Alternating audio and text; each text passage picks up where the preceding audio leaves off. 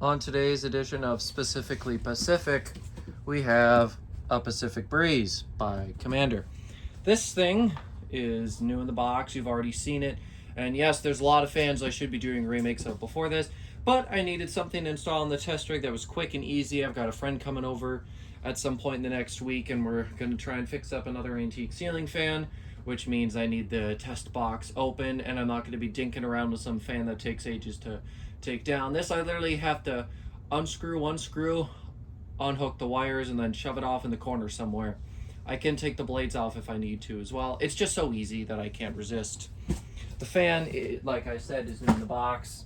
These were distributed at Menards. They came in white or brown, as you see here. Why is it that as soon as I take the dang phone off the tripod, the freaking lens acts up? I'm seriously struggling with this thing today, and I apologize if it looks bad at any point. Here's the box. Don't remember it being this yellowed, but I can guarantee it didn't yellow down here in the basement, since there is, no natural light down here. Last time I used a Fanimation 4-speed slider. Today, we're using the Emerson one that I pulled out of the master bedroom. Figured, might as well slightly change it, even though the speeds are basically the same. I did have a solid state planned, however, I totally forgot that. I tried that last time, and the thing didn't get slowed down at all, and it just buzzed unnecessarily. And I don't think you can adjust the trim on the one I have, so...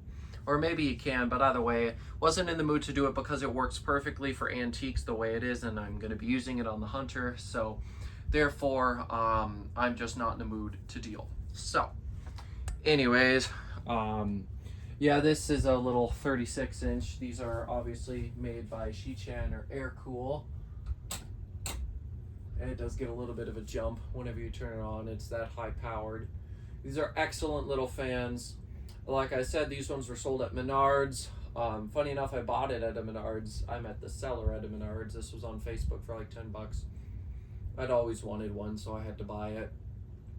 Definitely hate this version the most, though, because of that horrible canopy. As you can see, it leans just terribly.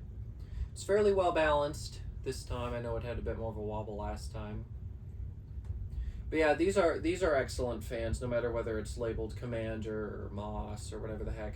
These things are great. They move tons of air. They're really fast. They're just cool and awesome. Unfortunately, though, they were so cheap that they were kind of seen as disposable, so a lot of them did end up getting pitched. Fortunately, these are still reasonably common. You still see them.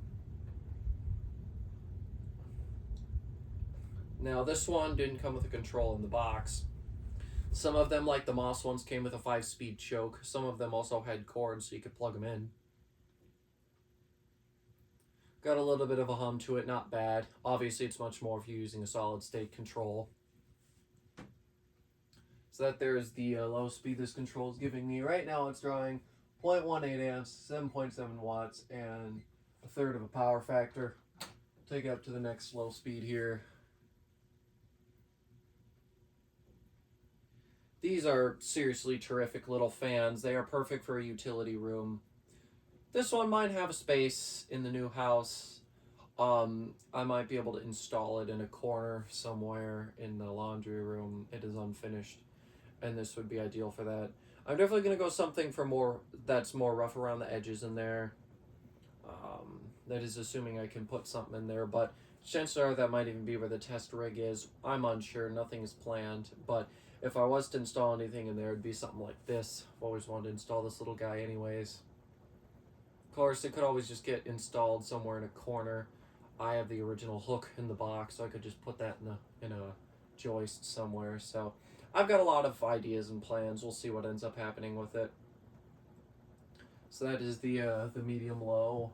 It's drawing 0.26 amps, 17.4 watts, and half a power factor. Go ahead and take it up again now to medium-high. And that noise you're hearing is likely something vibrating up above. And I know some people are probably going to ask, what are you using to hook up the wires? Those are the Wago snap-on little wire connector things.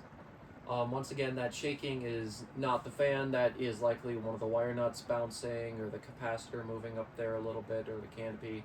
It is not the motor. Anyways, You're probably wondering why I use the snap-on wire connectors.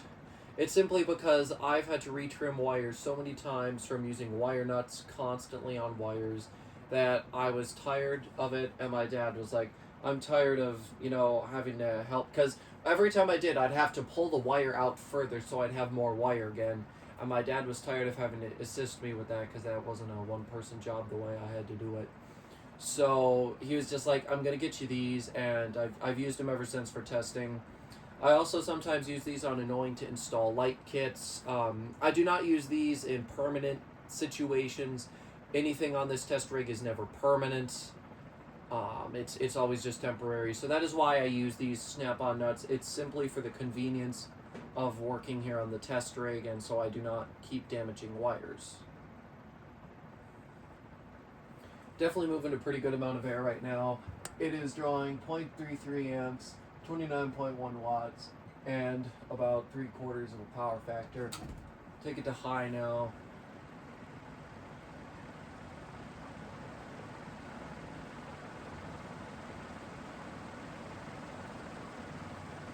And yeah, this thing is absolutely hauling. I'm happy it's pretty balanced this time. Last time I think it had a bit more of a wobble. And yeah, this thing is just taken off.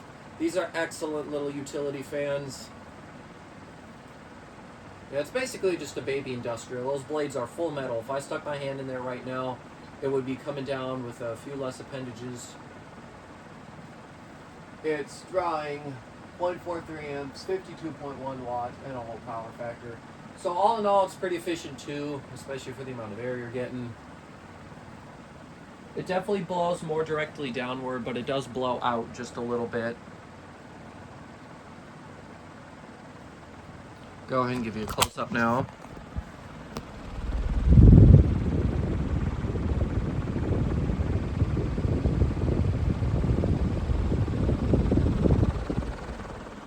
But yeah, I just love these little things.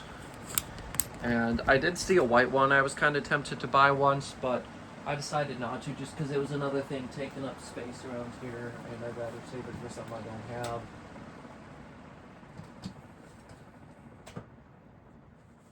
Down the line, once I have more space, I definitely would pick any of them up that I saw. Doing a group install would be really cool. I mean, the one that Cole did for a while in his back of his basement, the storage area, was really nice. So I would not mind doing a group install someday if I got more of them. This one, though, it's just, that stupid canopy is just weird. It just leans every time you screw it on. Even when it's just sitting normally, it leans, and I tried to fix it, but no luck. These are excellent little fans, though, and I do encourage you to get one if you ever see it. They're just, you can't go wrong with them. They move great air, and they've got nice vintage appeal, and they also bring metal blade and industrial into the category a little bit, so these are really terrific. But yeah, once again, there's tons of fans I should have done before this, but I need something convenient, and this one was seen a little bit more recently, in the video that I took originally wasn't even that bad, so there wasn't really a whole lot of details or anything interesting to add, so hopefully this video was still relatively interesting for you guys. Thanks for watching, and I will see you in the next one. Goodbye.